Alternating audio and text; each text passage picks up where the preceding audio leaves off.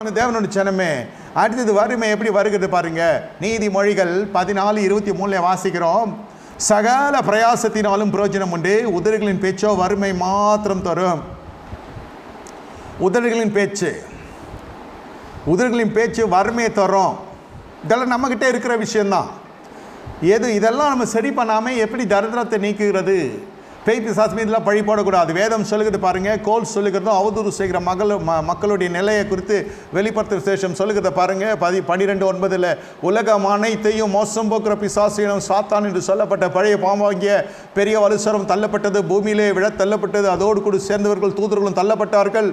அப்பொழுது வானத்தில் ஒரு பெரிய சத்தம் உண்டாகி, இப்போது ரட்சிப்பும் வல்லமையும் நம்முடைய ராஜ்யமும் அவருடைய கிறிஸ்துவின் அதிகாரம் உண்டாயிருக்கிறது. இரவும் பகலும் நம்முடைய தேவனுக்கு முன்பாக நம்முடைய சகோதரர் மேல் குற்றம் சுமட்டும் பொருட்டு அவர்கள் மேல் குற்றம் சாட்டுகிறவன் தாழ தள்ளப்பட்டு போனான் என்று வெளிப்படுத்த 12:10 வாசிக்கிறோம். சகோதரருக்கு விரோதமாய் குற்றம் சாட்டுகிறவன் தேவ சமூகத்தில் பிசாசு செய்த காரியம் இதுதான். யோபை நீர் இவ்வளவாய் ஆசீர்வதித்திருக்கிறபடினால் அவனை சேவிக்கிறான். அவனு சும்மா சேவிக்கவில்லை, அவனுக்கு அதில் ஒரு லாபம் இருக்கிறது. தேவ சமூகத்தில் லாப நஷ்டத்தை குறித்து பேசக்கூடாது.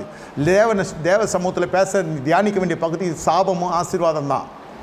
இங்கே வணிக மையத்தை வைத்து கொண்டால் நாம் தள்ளப்பட்டு போய்விடுவோம். உதடுகளின் பேச்சோ வறுமையை தரும். இந்த இடத்துல வேதம் சொல்லுகிறது, தேவனுக்கு முன்பாக நம்முடைய சகோதரர் மேல் குற்றம் சுமத்தும் பொருட்டு அவர்கள் மேல் குற்றம் சாட்டுகிறவன் தாழ தள்ளப்பட்டு போயிட்டுருவான்.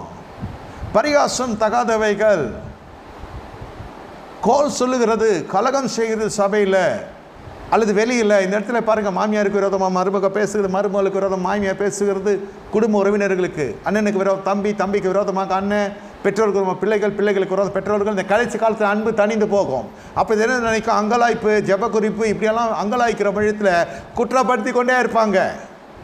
இது ஒரு விதமான ஆவிக்குரிய விழிப்புணர்வற்ற காலமாய் போய்கொண்டிருக்கிறது. இது ஒரு நித்திரை உண்டு பண்ணிவிடும். இது ஒரு மயக்கம்.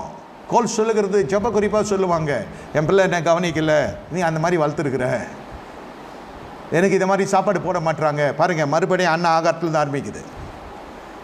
உன்னை அழைத்த தேவன் நல்லவர். ஒரு மரத்தை வைக்கிற பொழுது அதை சரியாக பராமரித்து அது கனி கொடுக்கும். உங்கள் தொழிலை நீங்கள் சரியாக கவனத்தோடு பார்த்து சக்கரத்தில் இருந்தால் அந்த தொழில் உங்களை ஆசீர்வாதத்தை கொடுக்கும். ஊழியம், தொழில், பிள்ளை எல்லாவற்றிலும் உங்களுடைய கவனம் விழிப்புணர்வாக இருக்க வேண்டும் என்று சொல்ல வருகிறேன். அது பின்னாட்களில் எல்லாரையும் குற்றச்சாட்டு இருந்தால் போய் முடிந்து விடும். என்னை கேட்டுக்கொண்டிருக்க தேவனுடைய ஜனமே, தேவன் இந்த நாளில் உங்கள் கண்களை திறப்பாராக. குற்றம் சாட்டுகிறது